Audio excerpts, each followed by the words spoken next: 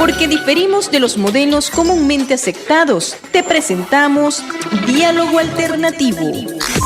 Un espacio para el acompañamiento y debate de la política venezolana. Diálogo Alternativo con Gustavo Martínez Rubio. A continuación por Radio Fe y Alegría, 1390 AM y 105.7 FM.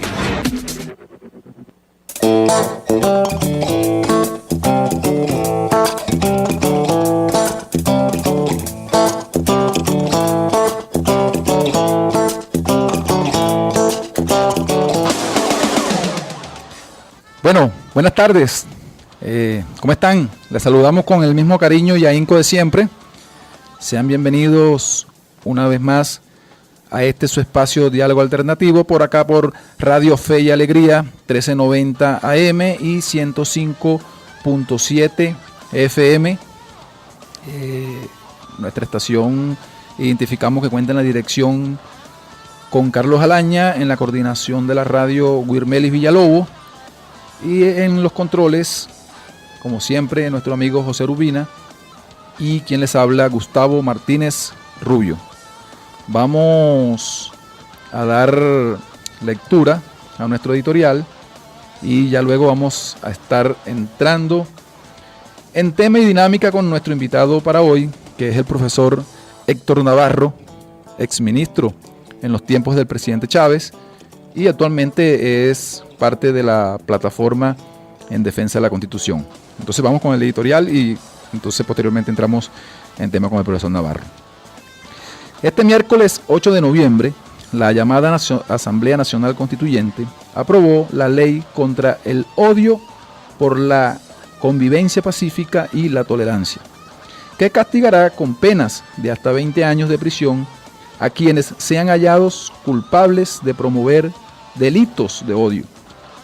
Es bien llamativo que, estando en medio de una de las peores crisis por las que ha pasado nuestro país en su historia, que lleva en sus entrañas el monstruo de la corrupción, entre otros flagelos, la monolítica Asamblea Nacional Constituyente priorice por dar cuerpo y forma a una ley que solo apunta a delimitar aún más nuestro ya de por sí estrecha libertad para poder expresarnos o poder realizar cualquier tipo de actividad política o social.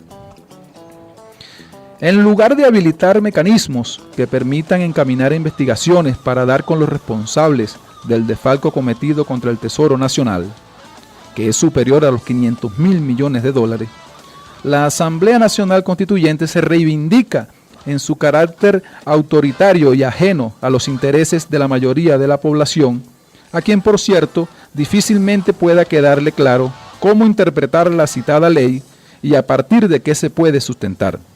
Por lo que hemos vivido en los últimos tiempos, no es de extrañar que desde la cúpula pesuvista se pueda considerar como instigación al odio criticar el no cumplimiento del Banco Central de Venezuela con la población, con la publicación de cifras que debe realizarse con exigencia de la Constitución del 99, solo por citar un ejemplo.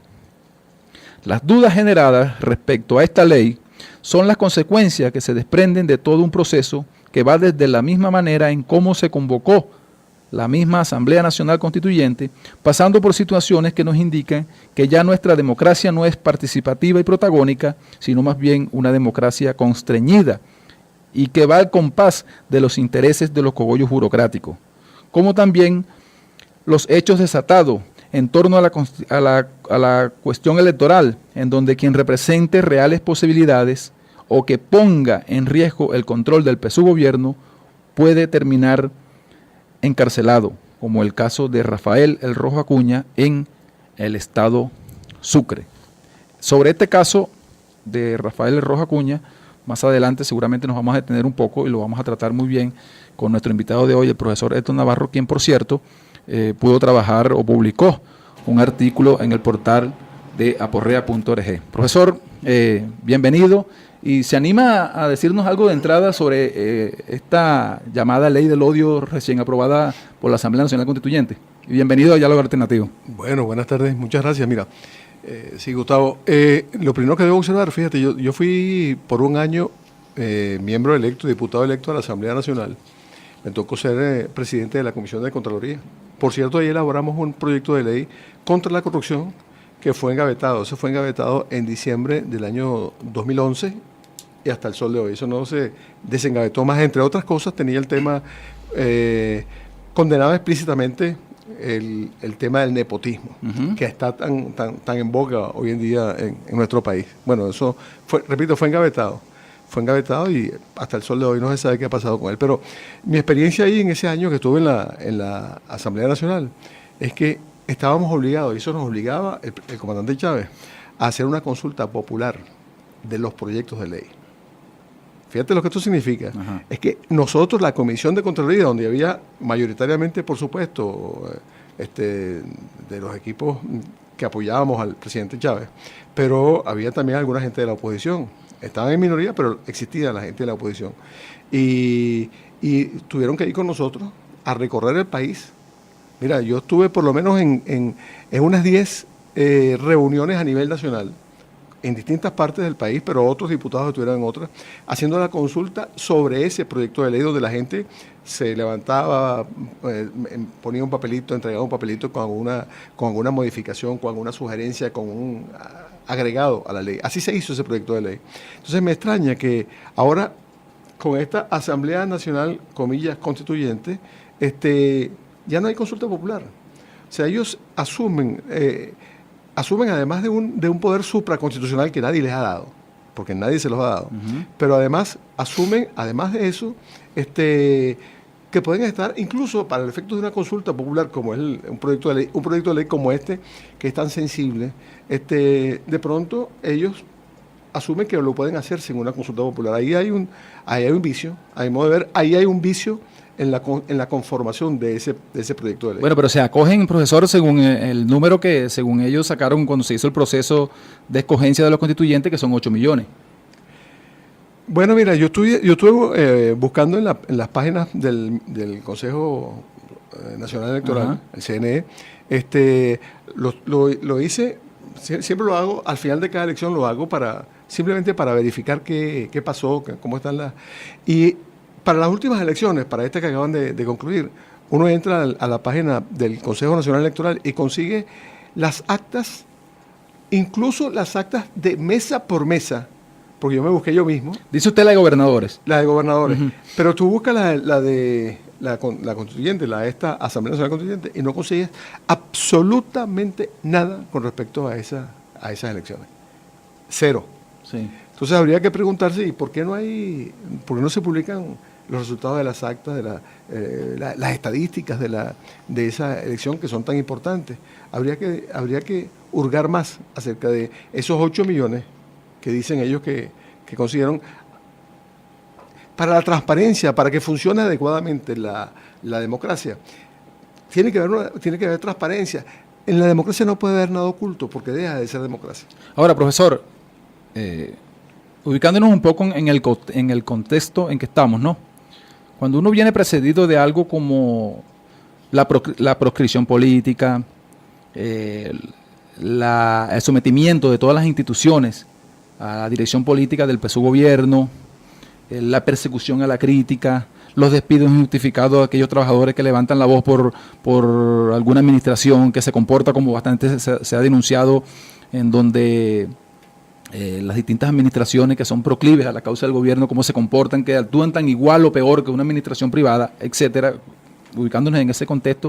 O sea, ¿cómo interpretar eso de qué cosa es instigar al odio? O sea, ¿cómo es eso? Porque, por ejemplo, puede considerarse, como yo decía hace rato en el editorial, que de repente yo diga y critique, mire, lo que pasa es que tal institución no está cumpliendo con la Constitución de la República y yo creo que hay una responsabilidad, por ejemplo, X del ministro. Entonces resulta que eso a mí me puede caer esa ley. Porque si yo criticara al ministro, se puede considerar que estoy instigando al odio. Y entonces, o sea, ¿cómo interpretar eso?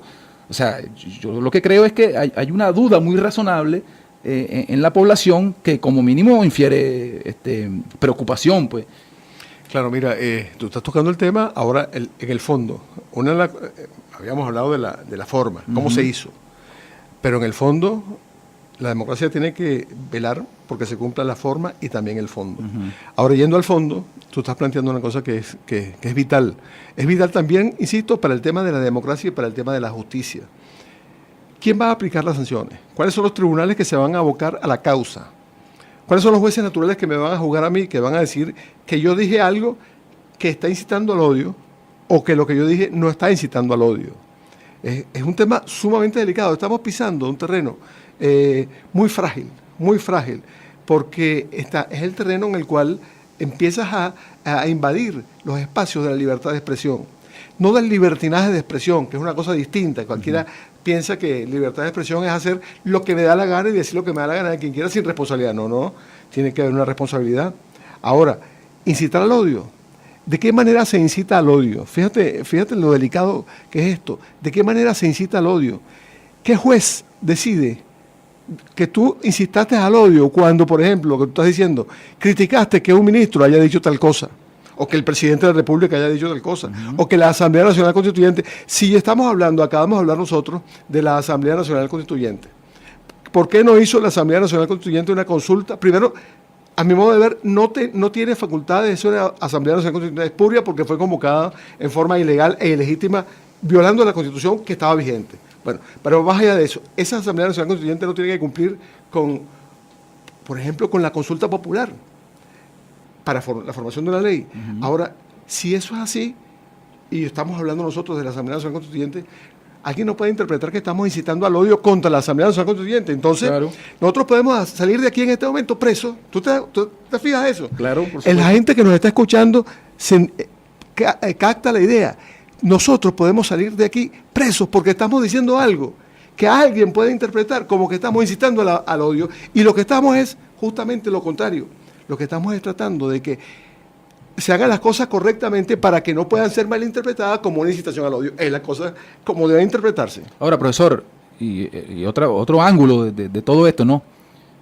En un país que está pasando por una crisis de niveles históricos y en donde ha habido denuncias bien sustentadas, por ejemplo, respecto al desangre histórico con relación al Tesoro Nacional. O sea, ¿cómo es que la Asamblea Nacional Constituyente no priorice, por ejemplo, por habilitar mecanismos que permitan dar con los responsables de dicho desfalco, sino que más bien se aboque a este tipo de ley? O sea, ¿cómo se corresponde y cómo entender eso en el marco de la realidad, sobre todo de la crisis por la que estamos pasando? Claro, pero la primera pregunta que uno se hace es, ¿cuál es el objeto de una Asamblea Nacional Constituyente de acuerdo a la Constitución? El objetivo, de acuerdo a nuestra Constitución, que es la única Constitución vigente en este momento, no me gusta ni siquiera hablar de la Constitución del 99, no, la Constitución, punto, con mayúscula. La Constitución, esta Constitución que tengo yo en mis manos, esta Constitución simplemente establece cómo se deben hacer las cosas. Profesor, le propongo que se ahorre un poco de argumento para el siguiente segmento, que nos están avisando por acá que vamos al primer corte. Vamos y ya regresamos con el profesor Héctor Navarro.